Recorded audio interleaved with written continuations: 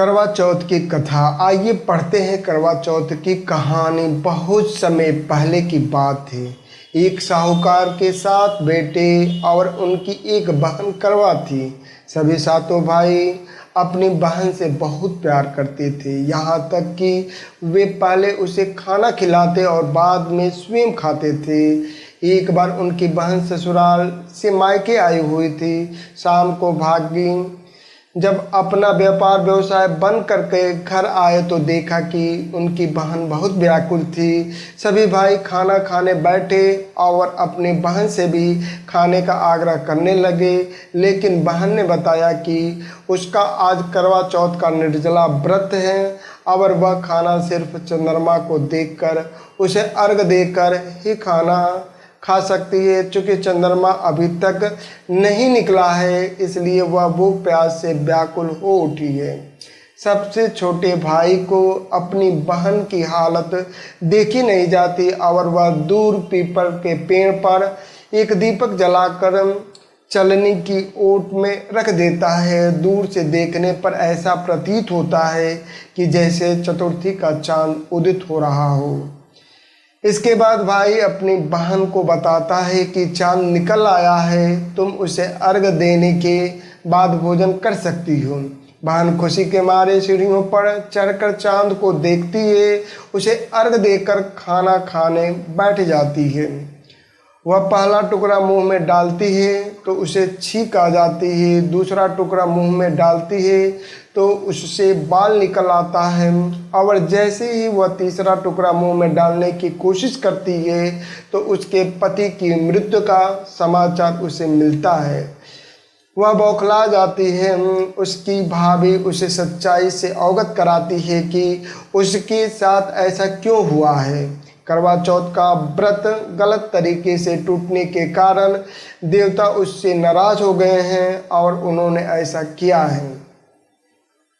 सच्चाई जानने के बाद करवा निश्चय करती है कि वह अपने पति का अंतिम संस्कार नहीं होने देगी और अपने सतीत्व से उन्हें पुनर्जीवन दिलाकर रहेगी। वह पूरे 1 साल तक अपने पति के शव के पास बैठी रहती है, उसकी देखभाल करती है। उसके ऊपर उगने वाले सुईनुमा घास को वह एकत्रित करती जाती है। 1 साल बाद फिर करवा चौथ का दिन आता है।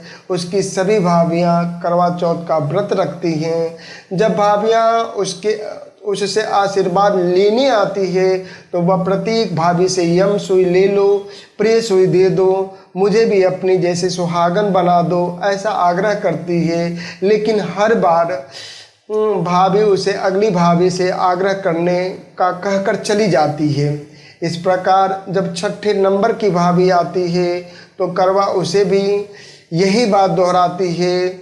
यह भाभी उसे बताती है कि चूंकि सबसे छोटी भाभी की वजह से उसका व्रत टूटा है, अतः उसकी पत्नी में ही शक्ति है कि वह तुम्हारे पति को दोबारा जीवित कर सकती है। इसलिए जब वो आए तो तुम उसे पकड़ लेना और जब तक वह तुम्हारे पति को जिंदा न कर दे उसे नहीं छोड़ना। ऐसा कहकर वह चली जाती है। सबसे अंत में छोटी भाभी आती है। करवा उसे भी सुहागन बनने का आग्रह करती है, लेकिन वह टाल मटोल करने लगती है। उसे देख करवा उन्हें जोर से पकड़ लेती है और अपने सुहाग को जिंदा करने के लिए कहती है। भाभी उसे छुड़ाने के लिए नोचती है, खसोटती है, लेकिन करवा नहीं छोड़ती है। अंत में उसकी तपस्या को देखकर भाभी पसीज जाती है और अपनी छोटी अंगुली को चीरकर अपने उनमें से अमृत उसके पति के मुंह में डाल देती है। करवा का पति तुरंत श्री गणेश कहता हुआ उठ बैठता है। इस प्रकार प्रभु कृपा से उसकी छोटी भाभी के माध्यम से करवा को अपना सुहाग वापस मिल जाता है। हे श्री गणेश, माँ गौरी, जिस प्रकार करवा को चिर सुहागन का वरदान आपसे मिला है, वैसा ही सब सुहागनों को मिले।